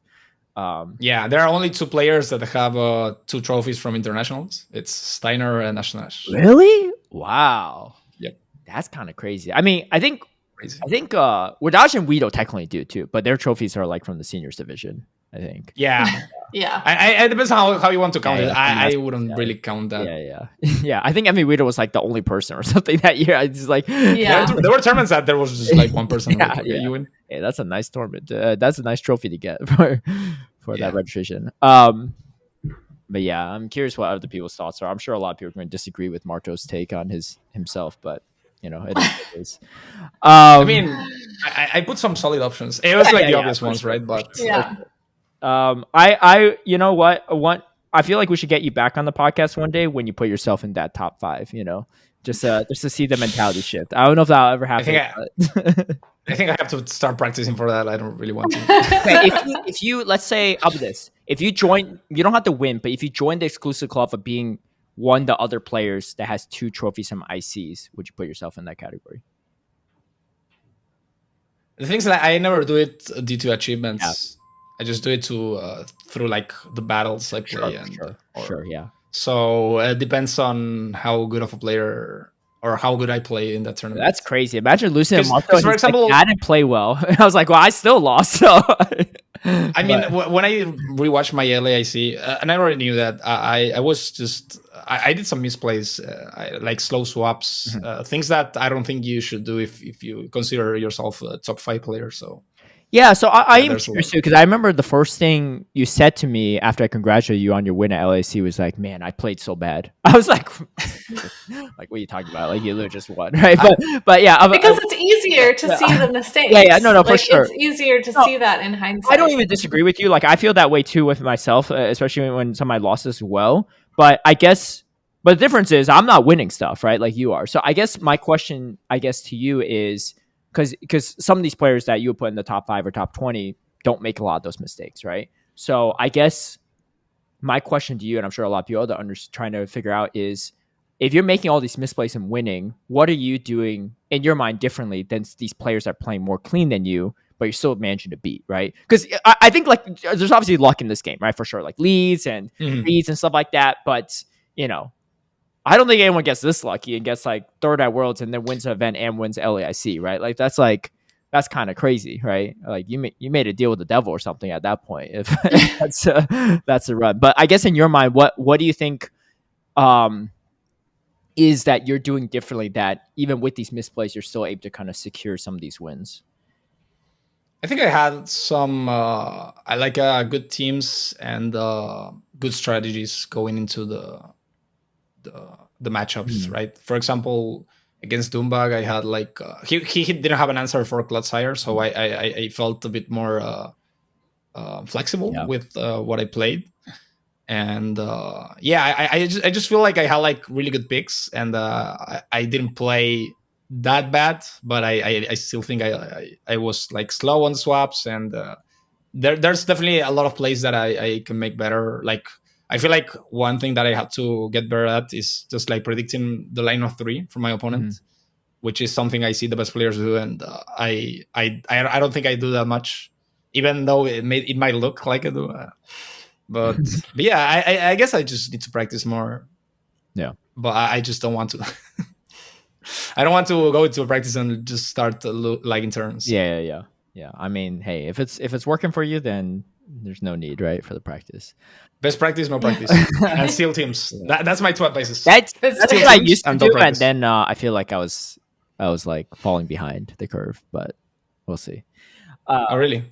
Yeah. I think like my first like 4 tournaments or something where I like made the grand finals, like I didn't really practice much at all. I have a team in mind, but I just like, sometimes I'll switch it like Portland. I was like switching my team the night before at like 3 a.m. I was like, this man team's like terrible, right? And then I guess like kind of worked, but I feel like there's so many practice tournaments now too, right? Like inadequate tournaments, like the Flash tournaments, even Laos hosting tournaments. Like I feel like there's so many practice tournaments that people are like understanding what their team can do much better now. And I feel like if I don't do any, like I didn't do my first practice tournament ever until right before Sacramento. And like it was like a day or 2 before, right? But I usually I don't like to practice against people that I know will be I will play. So well, I was just my team like every day. I was just like, you know what? Like I don't even care if people know I'm running more Pekko. Like I just need to see how this works, and I'll just like switch it. Yeah, it makes sense. But yeah, I don't. I just practice because I was really I had a lot of questions for Worlds. And then I once was invited to like a LATAM practice Discord. I'm like, look, I can join. I'm not gonna practice with people like I can play against in a tournament. Like all good. Yeah. But yeah, what I'm gonna say is something that might not work for everyone, but the best thing I have done this year is watching other people play and learn from that. I feel like I learned a lot from Axen and Colin this year, and I feel like I could achieve some part of my success because of it. Wow. Like Axen on his streams, like explaining a lot of stuff and the way he played, and then just Colin is insane. Like I still think he's the number 1. Yeah. But I remember I see him play. I'm like, what is this guy doing? Like, how does he do this? And, I think I learned just a bit. It looks pretty unstoppable. But I don't think I'm even close to Colin. Like, it's wild. I'm really curious what Colin has to say about that. That's crazy. Yeah. He might be humble. I don't know if someone has ever asked him that, but yeah, I don't know. I heard he's going to Toronto though, so that'll be. Oh, really? Yeah. Him and Tomahawk. Wait, Toronto is the one in next week? Yeah. Oh, that's gonna be so. I think a lot of you guys are going. I don't know if Inadequate's going, but I heard that Tomahawk and Colin are both going and competing. Okay, that's definitely gonna be really stacked because they're going, and then Thorn is playing. Miles from there as well. Well, yeah. Well, the Canadians, they also don't get many opportunities in their own country. So yeah, I think. Do you have like 2, right? Toronto. Yeah, Toronto and Montreal usually. Yeah. Okay. Yeah, we'll see. That should be a good one. It's also second tournament. I guess we have Galarian Course. The first one's going to be in Australia, but smaller sample size. And yeah, and and all the new stuff. So yeah, what do you think about the season update? You know, are you thinking that anything will make a big impact at all, or not really? Yeah, I think so. Things like you can predict what you can predict, but then always a Pokemon comes from like appears suddenly, and it becomes like insane. I feel like the changes are really good, especially like Diggersby. Diggersby is just like got a buff just because, which is crazy, and then it just walls Corsola. So I feel like that's like the biggest winner in itself. The things like, for example, Beaverl cannot be used this weekend. So I don't count that. Yeah. But I guess Bibarel is just Oh wait, really good. Bibro Really can't good. be used in. So Bibro will actually be the first time in Toronto, actually. In Toronto, I completely forgot. Yeah. Galarian Hopefully with Corsola is Cyril. eligible, right? I But love not Bibarel. Bibro, Yeah. But Bogota can use the Galarian Corsola, but not the new updated moves. Yeah. You can use the new moves, but the buffs, I guess. Yeah. So Toronto will be kind of the full spread of new updates possible. It's weird. Yeah, too. true. Actually, the Bogota and Perth are now the bench. What's it called? Bench? No, the standard. Yeah. Yeah. For the next tournament. No, it's just gonna be. It's just a little too early. You ever seen Dragon Ball Z? Oh my god. Yeah, you ever seen Dragon Ball Z? Yeah, I love it. Me and my previous co-host Anacor used to call these tournaments the Broly tournaments because Broly would never be in the TV series, but he'd always be in his movies that never overlap with the main storyline. So it would be these one-off. It was an alternate universe. Yeah. So it was one-off tournaments where the meta's just very different for just that one tournament, and it's not repeated ever again. So yeah, exactly. That's what these are going to be this weekend. Yeah, to a degree. Yeah, we'll see how strong Bibro is. I mean, I think it will be actually pretty strong, actually. But yeah, it's good. I love it. Winning for Alligator is actually important because that thing's stupid annoying. Yeah, I'm very sad that we're gonna use it this weekend. I feel like it's just very fun and at the same time really good pick. So hopefully in Toronto. Yeah. But yeah, I mean, I think that pretty much wraps up the questions I had too. I know Twastell and Steve had a bunch of questions, but honestly, if they want to ask it, they should have just been here. But I think also I've covered a few of them. I've covered a few of the one that Tristan wrote. Tristan actually dropped 5, 6, 7, 8. It's like a whole essay. He's dropped over 20 questions. Yeah. Wow. Yeah. Oh, but the one that we haven't asked, the obvious question for all Pokemon players is, what is your favorite Pokemon? And I think I know the answer, but I wanna wait. You should say what you think the answer is before he says it. Then. No. You can't. We need to know in case you change it. Just say. What do you think is? Yeah, say it. You say it first. I think it's Ho-Oh, right? Yeah. Oh, things they asked that in an interview in LAIC, and I messed up. I blanked out. I'm like, okay, Grookey. Because I sometimes because English is not my main language, right? I take a lot of time to think about the words I want to use. And I love Grookey, it's one of my favorites. But Ho is my favorite because I love it. I have a Shundo. And me too. The Phoenix, right? You reborn from the ashes. Yeah. And my ashes were in 2023. I'm the Phoenix. Wait. Was Ho your favorite Pokemon before 2023 as well? Yeah. Okay. It has been from, I think, since I got the Shundo. Really? Mm-hmm. But when I loved it when I was a kid. The thing is, I didn't play those games as a kid, like Gold and Silver. I did play the remakes, which are also my favorite with Platinum. And I just love how it's. Well, you said that was your first game, right? It was Fire Red. Fire Red, right? Yeah. Which is the remake of Gold and Silver. Yeah. So no.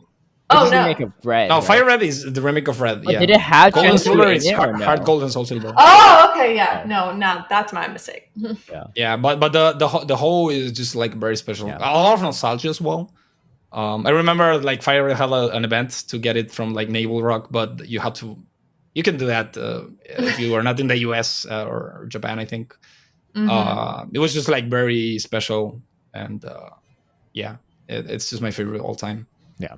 But it has changed. It was Giratina at some point, then Darkrai. Darkrai was also very cryptic, with the event as well. Yeah. And No, Ho-Oh's really good. It's one of my top birds, I'll say.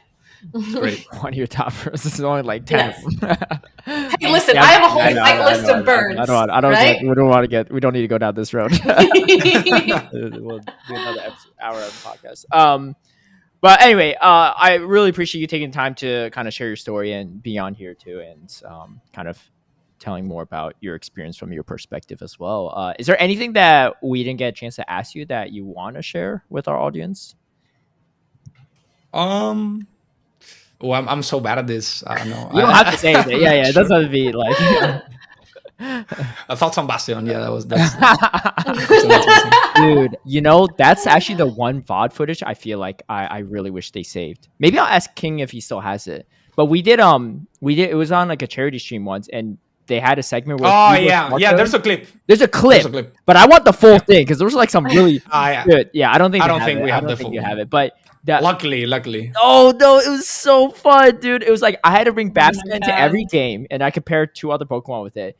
And then Marto knows I have to bring Bastion out every game. I think he gets an extra point if he BMs me or something, and I get an extra point if I like beat him with Bastion. I don't know, but they had to change the rules because it was actually like really hard for him to like I think like I was like straight up like algorithm. I got destroyed, right? It was nuts. I was like every bad league he could ask for, I would have it. Yeah, and oh my god, it was a great time though. I had a fun time.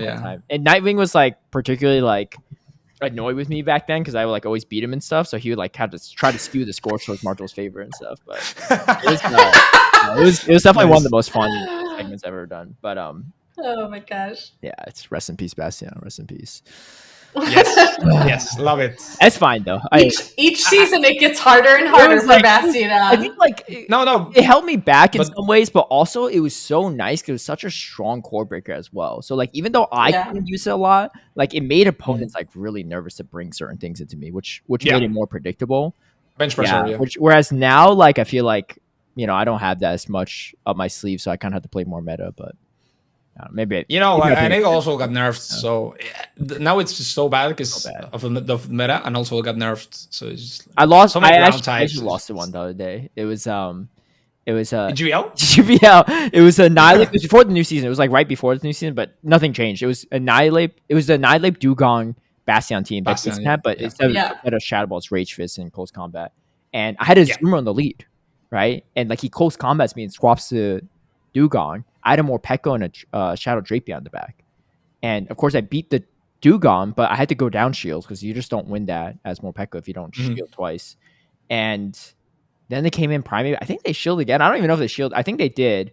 And then my Zero was way too low. And he like caught a move on Bastion. It was just Aqua Tail. But you don't have a way to take on the Bastion. Yeah, he just muscled through. But so you took a sip of your own medicine.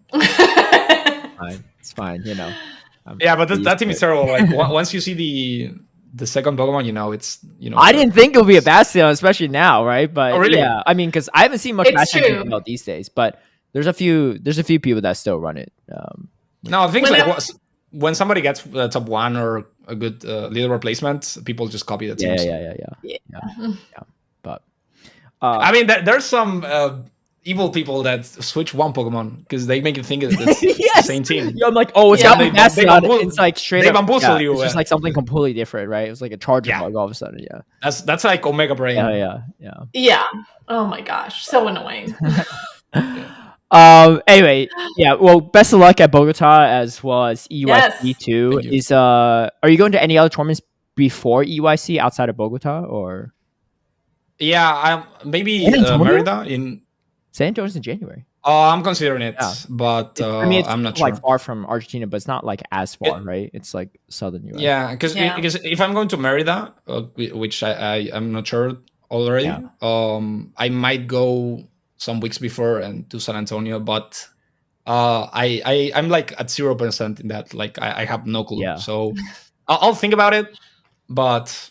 I don't think so. Go for it. I want to rematch since the ADL days. I might. Yeah, let's do it. I really want to play NA regional. I have never done that, so that would be a great experience. Oh yeah, you haven't. Well, you did NAFC though, right? But just not a regional.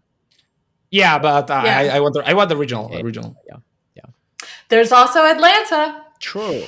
Just saying. That's in April. I don't even know where it's on.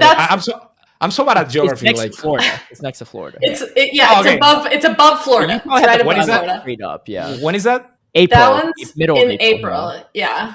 What day? It's like the 13th to 15th, I think, or something of April. Yeah. Something around that. I think so. There's also a Mexico tournament in April, so I'll think about it. But hopefully not the same. But I really want to at the same time just slow down because I have played too much. Like slow down while you signed up for Bogota this weekend. Because I won the travel award, but if it was not for the travel award, I would just like take a 3-month That's how hiatus. Pokemon gets. It's always a travel award somewhere, right? Yeah. Yeah, you always The find. travel awards are so nice. I'm very glad that they did. Yeah, It definitely has been a nice addition this season, seeing more of these international events truly become like international. definitely. It's crazy. Yeah. Love it. Yeah, I think they're nice too. I'd find them even nicer if I had one, but I do think it's a good. Wouldn't Hey, we all? I said- Wouldn't we hey, all? I said the same. Maybe next time. Yeah. That's why you're going to Bogota, because you never can know, get man. one. True. Yeah, I'm not Yeah, dedicated to grind like that, but I did top 60 or top 64 in both LAICs, and then I won it. So you never count yourself out. It's just it's true. you can just win like next time. That sounds Just like like a that. top. That sounds like a top 5 attitude, right? Yeah, there. that's right. Yeah, 'cause I don't got that. I got top 64. I got destroyed both LAICs. My moral was We're saying top 5 right now, not a year. No, top 5 Yeah. all time. Yeah. Okay. No. Yeah. No, but I think But- your performance speaks for itself like throughout the year. So Yeah. even if you had like an off year or season or two, I think I think anyone that's been PvPing for a while knows who you are too, for a good reason. So but yeah, we wish you the best. I think if you win another IC, and I think if you win Worlds, it's just like, how they have like, oh, who's like the GOAT of Pokemon Go, right? I feel like the game's not been around long enough to like fully establish that, but I think those conversations will start popping up around then. So that's Yeah, it always depends on what you put in the table. Like if you put Sylph, if you put GBL. For example, I don't care about GBLs. Yeah, I don't either. I know. I think I saw Jason discussing that in a thread recently. He's like, "Oh, like, well, if you include GBL, then I don't know." I was like, "Dude, the problem with GBL is that not everyone takes it seriously. I think a lot of people do, especially on leaderboard. And I'm not saying it's definitely hard, right, to win, to get number 1 or top 5 or even first page on the leaderboard. I think I trust me, I know, but." The problem is like not everyone takes it seriously. No one goes to these tournaments and doesn't take it seriously besides like Butters and Steve, right? Outside of those two, like everyone's there trying to win, right? Everyone like, is trying. And for the people that aren't trying to win, they're usually out in like 2 rounds anyway, right? But like, everyone is actually trying to win. Like you don't get any value out of running like, a and GBL has like too many variables, right? Yeah. Like there's no control element. Yeah, I don't think I can take GBL seriously anytime. Which is why I personally don't rank that. But I get why some people might, because that grind is not easy either. But anyway, thanks. Thank you, Marto, for joining us. If you're curious what his real name is, just Google him. Don't. That's okay. Not everyone's based to the end of the episode, so maybe they've already left. But for those that are curious to watch more of your content too, where's the best place people can find you? Yeah, I guess X is Twitch. I do streams in Twitch in Spanish, and in X I used way too much time in X, and also YouTube. I'm very bad at YouTube, but I'm making a video about LAIC. Oh, okay. Hopefully before I travel, because if not. And do you have like the same username on all those platforms? Yeah, it's just MartoGalde in every single one. Yeah, luckily nobody steals my name. Very fortunate, Just MartoGalde everywhere. One person that stole the name was you. But there was one person that put I think it was an I, a capital I, in the Pokemon Go. And so it was like an imposter. So I just reported the account. And they got banned? No, he just changed the username. Wait, but like, is that not allowed? Like, if I want to make like a fresh, like, well, you can't because TOS. But let's say if someone like tries to make a new account, right, and it's MartoGalde, like, it's like, could they get in trouble for that? No, I think I just reported and he changed his username. Gotcha. Yeah. Because he was impersonating me, and he was also selling the account. So oh my god! Like, there's like a whole other issue. Yeah, I'd be like, I'll change my username if you give me $50. 51 for Mason. Okay. Oh my god! Yeah, thank you so much for coming on. It's been an absolute pleasure. Yeah, we will. Thank you. I had a really good time. I'll invite you back after you win an IC or Worlds. So we'll see you in a couple. Hey, months. don't jinx me. Don't jinx me. See you in a couple months. Yeah. Anyway, thanks all for tuning in. Best of luck to you going to Bogota and Perth as well this upcoming weekend. And we'll catch you on the next one. Peace out.